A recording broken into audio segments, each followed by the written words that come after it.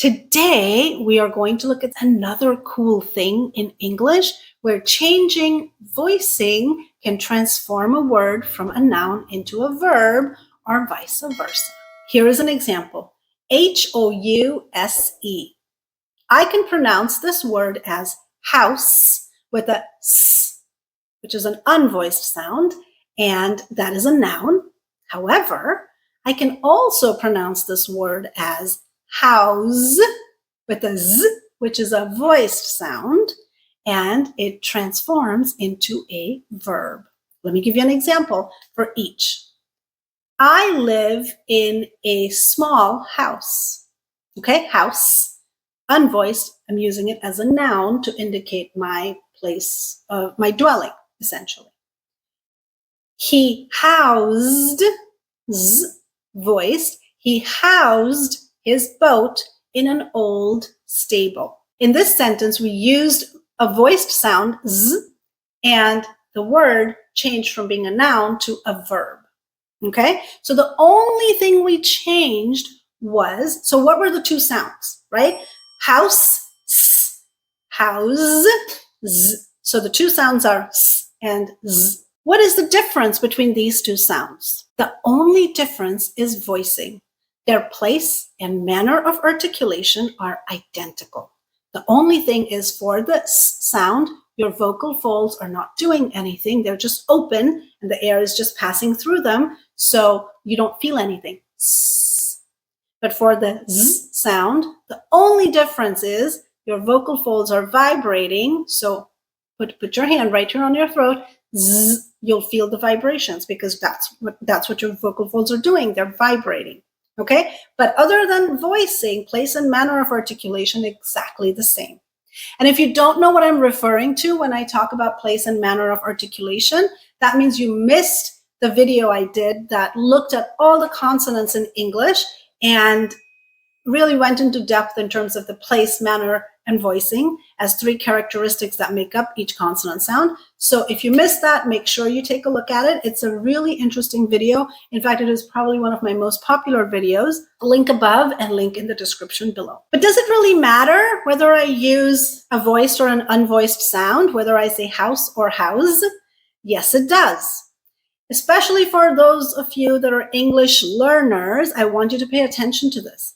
In English, voicing is a distinguishing feature, okay? What that means is that you cannot willy-nilly turn voicing on and off.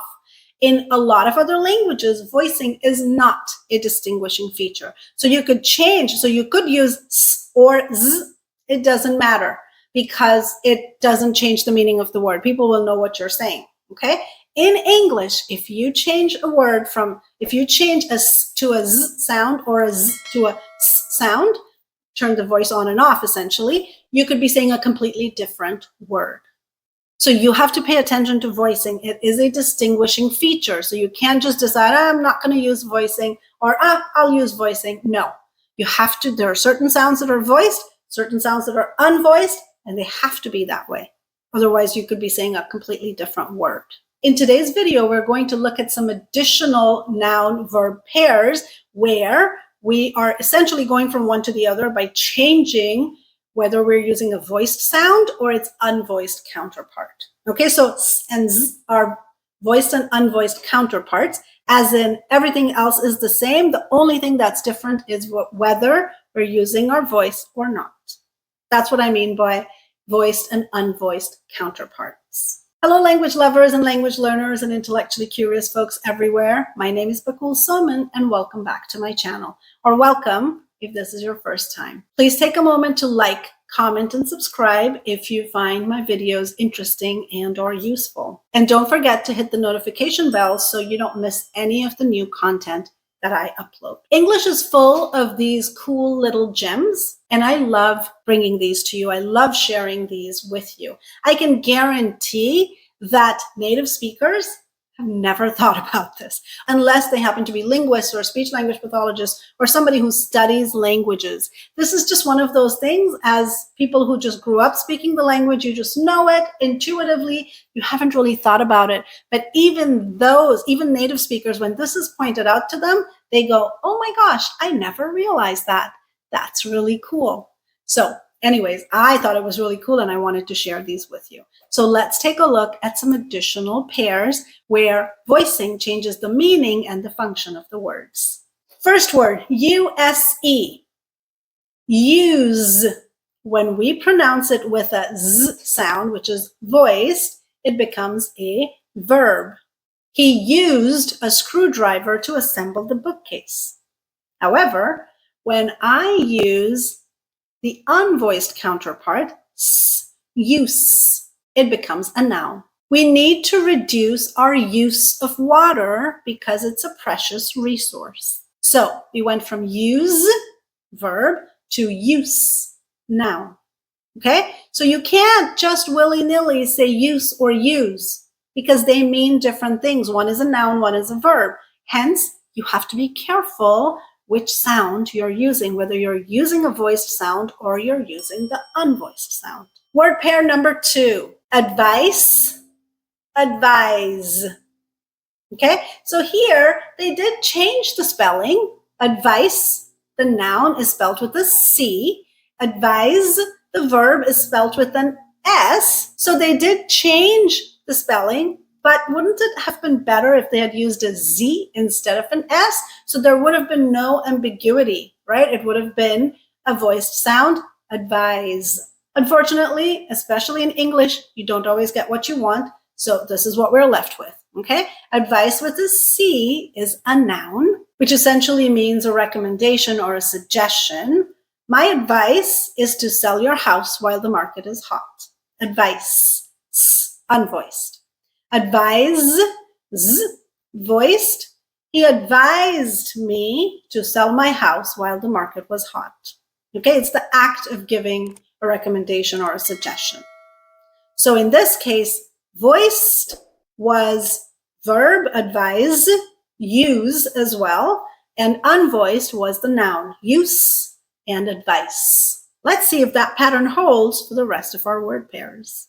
Grief with a f, which is unvoiced. Grieve with a v, which is voiced. Again, manner and place of articulation exactly the same for f versus v.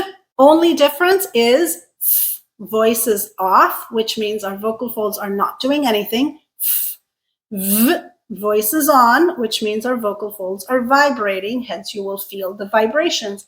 V. Okay, so these two do have different spellings. They do indicate a voiced and unvoiced consonant in the spelling, which is really good. But again, today, we're not focused as much on the spelling as much as what they sound like. And in terms of what they sound like, the only difference is that sound at the end, whether it is voiced, v, or it is unvoiced, f. So as a noun, grief means suffering or distress. He felt immense grief after the death of his friend. As a verb with the v voiced sound at the end is the act of feeling distress or suffering.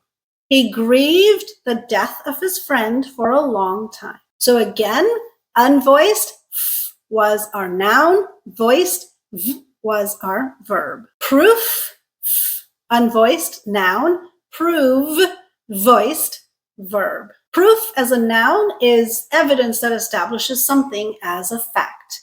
The letter was proof that he was telling the truth. Prove, voiced, verb is the act of establishing something as true or as fact. The letter proved that he was telling the truth. Again, unvoiced, noun, voiced, verb. Here is a fun fact though.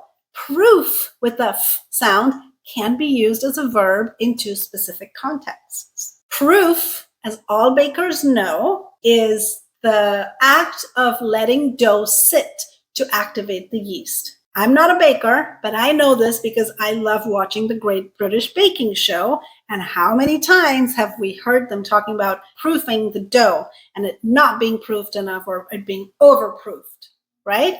So he proofed the dough for 20 minutes, put it in the proofing drawer, that space under the oven in which I store pots and pans apparently is a proofing drawer. Who knew? The second context is when you talk about weatherproofing right? You don't say whether proved, you say whether proofed with a f sound. So that is the act of making something resistant to damage through exposure to water, essentially. So he weatherproofed his shoes using a special polish, and it made them water resistant. Okay, so those are two specific cases in which proof with that f sound is used as a verb.